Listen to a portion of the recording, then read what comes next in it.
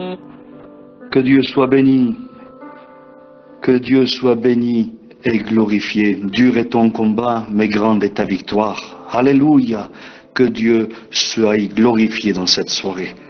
Alors, sans plus attendre, nous allons nous entretenir quelques instants avec un sujet de la parole de Dieu. C'est l'histoire, ce soir ça va être l'histoire d'un berger. Alléluia, ça va être l'histoire du bon berger. Que Dieu soit béni. Il y a quelque temps que j'avais ce texte de la parole de Dieu à cœur. Et puis ce soir, nous allons voir ensemble en quelques minutes, eh bien ce texte qui se trouve dans le livre des Psaumes au chapitre 23.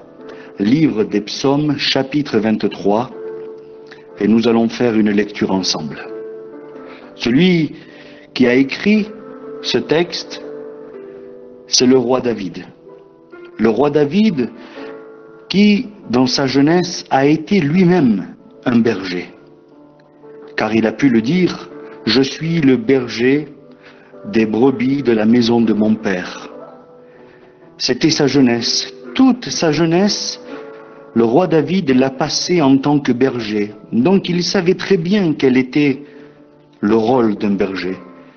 Il savait parfaitement quel était son travail, qu'est-ce qu'il devait accomplir, son comportement. Et c'est pourquoi, plus tard dans sa vie, il a pu écrire ce cantique, parce que c'est un cantique, c'est la Bible qui nous le dit. Et nous allons le lire ensemble, si vous voulez bien, et essayer d'entrevoir ce que le Seigneur veut nous dire au travers de ce texte. Amen. Donc nous lisons ensemble le psaume 23.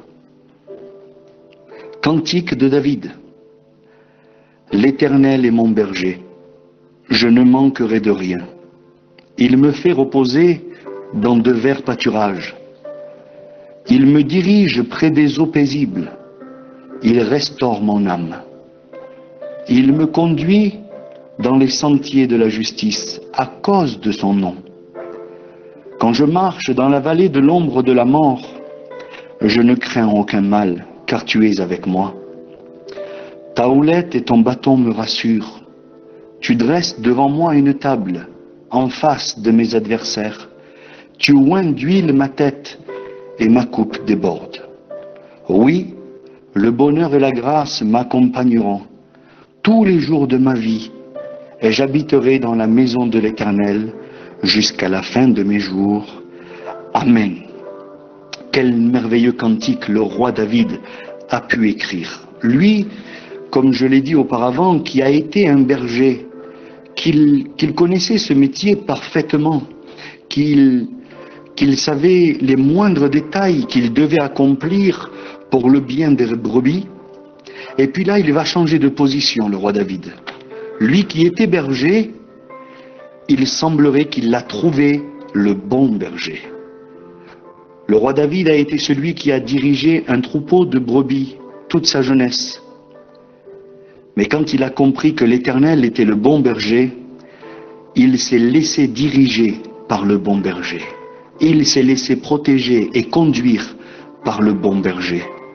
Et David a dit ainsi, « L'Éternel est mon berger, je ne manquerai de rien. » C'est-à-dire que pour lui, et pour toi ce soir, toi qui m'écoutes, le Seigneur, Jésus-Christ, le bon berger, est celui qui peut pourvoir à tes besoins. Car David a dit ainsi, « Je ne manquerai de rien », parce qu'il reconnaissait que l'Éternel avait de quoi survenir à tous ses besoins. Alors je ne sais pas ce soir de quoi tu as besoin.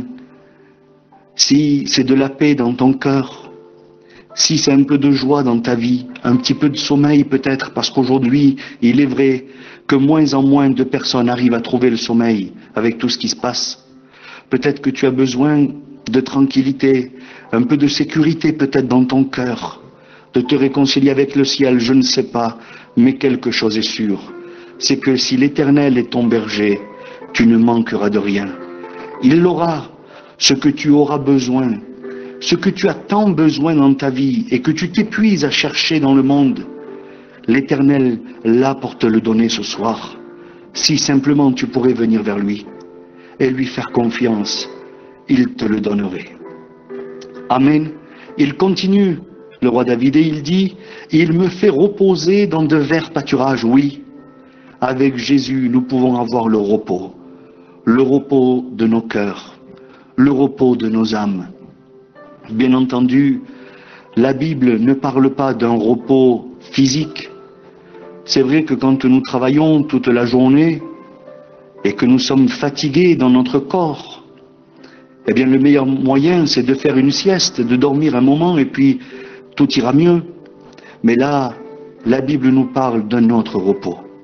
C'est le repos du cœur, le repos de l'âme.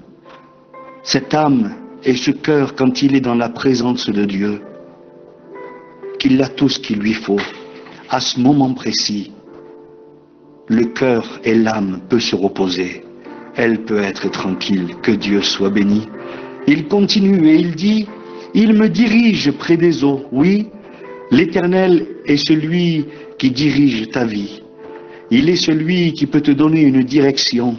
Peut-être toi qui m'entends ce soir, tu n'as pas de direction particulière. Il te manque ce chemin devant toi.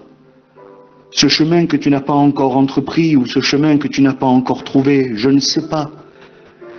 Mais toi ce soir, à qui la parole de Dieu est en train de parler, le Seigneur voudrait être pour toi ce conducteur, celui qui te dirigerait, alléluia, celui qui va t'emmener dans les endroits où il faut. La Bible dit qu'il va le diriger près des eaux paisibles. Oui, l'Éternel veut te conduire dans la paix, dans la joie, dans le bonheur, dans la félicité, dans l'amour, dans la communion. Alléluia.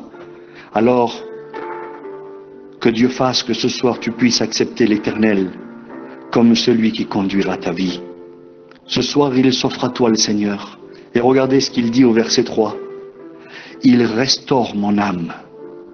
Seigneur, quand nous restaurons quelque chose, c'est qu'il a été détruit. Il a été abîmé. Je fais référence quand quelqu'un restaure une voiture ou il restaure un objet ancien. C'est-à-dire que cet objet a eu du vécu. Cet objet a souffert du temps. Cet objet s'est dégradé au fur et à mesure. Et puis un jour, cet objet s'est retrouvé fragilisé.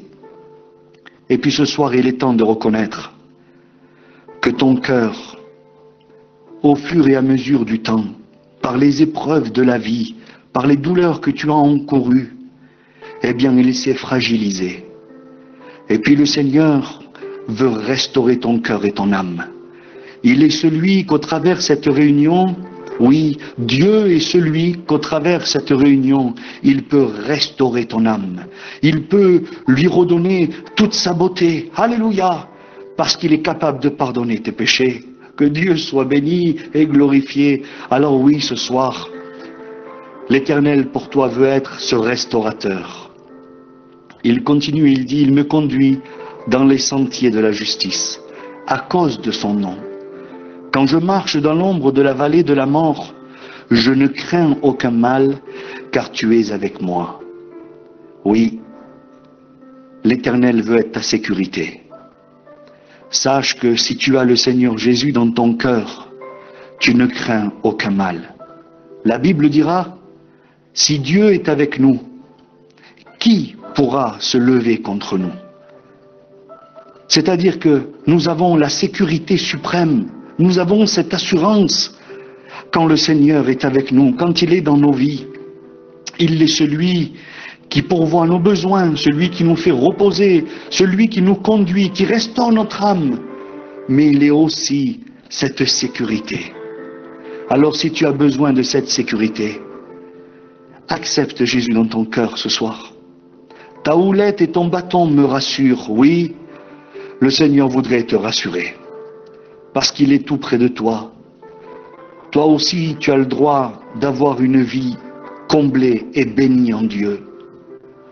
Toi aussi, tu as le droit d'accepter Jésus et de devenir chrétien ou chrétienne. Oui, toi aussi, tu as le droit au bonheur, à la paix du ciel. Oui, toi aussi, tu as le droit. Le Seigneur ne t'exclut pas de son plan merveilleux. Écoutez bien, au verset 4, il dit, ta houlette et ton bâton me rassurent. Oui, le Seigneur veut te rassurer ce soir. Alors le roi David termine au verset 6 en disant ces paroles. Il semblerait qu'il va dire, après avoir entendu tout ça, après avoir compris tout ce que nous avons lu ensemble, il va dire oui. Regardez-le, c'est marqué ainsi. Il dit oui, oui, sans aucun doute.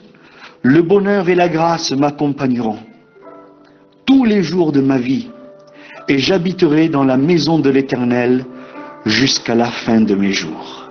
Que Dieu soit béni et glorifié. Oui, après avoir su que l'Éternel surviendrait à mes besoins, qu'il me ferait reposer dans de verts pâturages, qu'il me dirigerait près des eaux paisibles, qu'il restaurerait mon âme, qu'il me conduit dans les sentiers de sa justice, qu'il me rassure et qu'auprès de lui je ne crains aucun mal. Alors oui, moi aussi, ce soir je veux prononcer ces paroles par la foi. Oui, le bonheur et la grâce m'accompagneront. Alléluia, tous les jours de ma vie. Et j'habiterai dans la maison de l'Éternel jusqu'à la fin de mes jours. Voici l'engagement que le roi David a pris. J'habiterai dans la maison de l'Éternel jusqu'à la fin de mes jours. Amen, que Dieu soit béni, le bon berger. Quelle puissance, alléluia. Alors, si nous pourrions continuer, je voudrais partager avec vous une pensée que le Seigneur a mise sur mon cœur. Et je vous dis sincèrement, j'ai été béni parce que c'est vraiment ce que nous sommes en train de traverser. Aujourd'hui, nous reconnaissons que l'Église est en train de passer des moments difficiles. Quand je dis l'Église, c'est le corps du Christ. Je ne parle pas d'un local, je parle des chrétiens. Je parle de nos vies spirituelles. Elles sont mises à rude épreuve. Aujourd'hui, les locales sont fermés. On ne peut plus faire nos réunions comme on le faisait. C'est vrai, il semblerait qu'on traverse une tempête, qu'on traverse un orage. Et puis, vous savez, le berger a 3 ennemis en priorité. Et nous allons voir ensemble ces 3 points rapidement.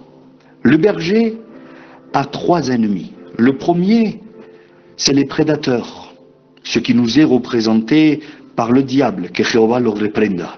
L'ours, le loup, c'est les prédateurs qui pourraient venir ravir une brebis. Oui, ça c'est le premier danger. Le deuxième danger, c'est la mauvaise décision que les brebis elles-mêmes peuvent prendre. Et il n'est pas rare que certaines brebis prennent la décision d'aller manger de l'herbe dans le champ du voisin ou de s'éloigner un peu du troupeau. Et puis là, ils se mettent elles-mêmes en danger. Et puis, grâce soit rendue à Dieu, le berger est là pour remédier à cela. Mais ce que nous allons voir ensemble, je l'ai découvert dans un reportage que j'ai vu il y a quelque temps, qui nous expliquait un petit peu la vie du berger. Et quand j'ai lu les Écritures de la parole de Dieu, j'ai pu constater que c'était exactement pareil. Exactement pareil. Le troisième danger, et c'est lequel nous allons nous attarder quelques minutes ensemble, le troisième danger que redoute le berger, c'est l'orage. Oui, l'orage, le mauvais temps, la tempête. Pourquoi? Parce que tout simplement, quand le berger est en train de faire paître ses brebis, et que l'orage, soudainement, comme le frère Loïc tout à l'heure l'a chanté dans un cantique, que l'orage subitement arrive sans qu'on ait prévu qu'il arrive. Vous savez qu'en montagne, le temps change très vite.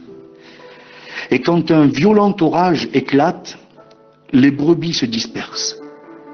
Pourtant, le travail premier du berger, c'est que les brebis restent groupées, restent ensemble. Je sais que vous comprenez ce que je veux dire. Mais là, quand l'orage éclate, quand la tempête est là, certaines brebis sont prises de frayeur et ils prennent les mauvais choix. Et là, le troupeau se disperse. Mais ils deviennent plus vulnérables. Alors vous comprenez bien que l'orage en question que l'Église est en train de traverser, c'est cette crise du Covid-19, celle qui a fait fermer les locaux, celle qui a fait qu'on ne se réunit plus comme avant. Et cet orage a éclaté imprévisiblement, on ne pouvait pas le prévoir, ce n'était pas possible. Et puis, comme je vous ai dit, un des plus grands soucis du berger, c'est l'orage, c'est la tempête. Et c'est ce que nous sommes en train de traverser, frères et sœurs. Cette tempête et cet orage qui s'est abattu sur nos églises, sur nos communions. Et puis là, peut-être que on a tous couru un petit peu de notre côté pour essayer de se réfugier tant bien que mal, pour essayer de se préserver de cet orage qui a été très dangereux. Mais gloire et grâce soient rendues à Dieu. Le bon berger est là. Le bon berger est là. Et il est celui qui va unir de nouveau, alléluia, qui va unir de nouveau son troupeau. Alors ce soir, je me sens concerné en tant que brebis du Seigneur. Alors, si malencontreusement nous nous sommes égarés, nous nous sommes un petit peu éloignés, face à l'incompréhension de cette épreuve terrible que nous sommes en train de traverser, je vous en prie, frères et sœurs et amis, je vous le dis de tout mon cœur, soyons attentifs à la voix du bon berger. Le bon berger est celui qui veut nous réunir. Le bon berger est celui qui vient prendre soin de nous. Il est celui qui vient nous chercher quand nous nous sommes éloignés. Le bon berger, c'est Jésus-Christ lui-même. C'est l'Éternel. Alléluia! Et ce soir, au travers de cette réunion, le berger va crier. Il va crier et puis il va mentionner le nom de toutes ses brebis. Encore un détail merveilleux que la Bible donne. Le mercenaire est celui qui garde les brebis parce que c'est juste un travail et qui veut gagner de l'argent. Mais les brebis ne lui appartiennent pas. La Bible dit qu'il ne connaît pas le nom des brebis. Ça, c'est le mercenaire. Mais le bon berger, alléluia, il connaît le nom de chacune de ses brebis. Alors face à cet orage que nous sommes en train de traverser, alors vous avez bien compris que ce soir, il est question de ce virus qui a fait tellement de dégâts, mais il est question aussi de ces épreuves de la vie que nous traversons. Ces orages qui arrivent dans nos vies, je le répète, comme notre frère Loïc l'a dit tout à l'heure dans le cantique, le soleil était là, tout allait bien, mais tout d'un coup, sans prévenir, l'orage fut dans ma vie. C'est vrai que l'orage peut gronder à tout moment. Il peut venir nous surprendre. Il est possible même qu'on se disperse à cause de cette incompréhension, pour essayer de se protéger chacun. Mais le bon berger est celui qui veille sur ses brebis. La Bible dit qu'il connaît le nom de chacune d'entre elles. Et ce soir, au travers de cette réunion, écoutez bien, c'est vraiment spirituel ce que je vous dis. Au travers de cette réunion, ce soir, le bon berger mentionne chacun des noms de ses brebis. Il les appelle à rentrer à la bergerie et se mettre en sécurité dans sa présence. Alléluia, que Dieu soit béni. Alors il y en a assez, frères et sœurs et amis, de se laisser disperser par la tempête, par l'orage. Ce soir, ce que nous voulons, c'est faire confiance au divin berger, celui qui sait prendre soin de nous, celui qui sait nous garder. Alléluia, que Dieu soit béni. Alors oui, je fais un appel à tous les frères, à toutes les sœurs qui se sont éloignés du troupeau de la maison de l'Éternel. Je fais un appel au nom du divin berger.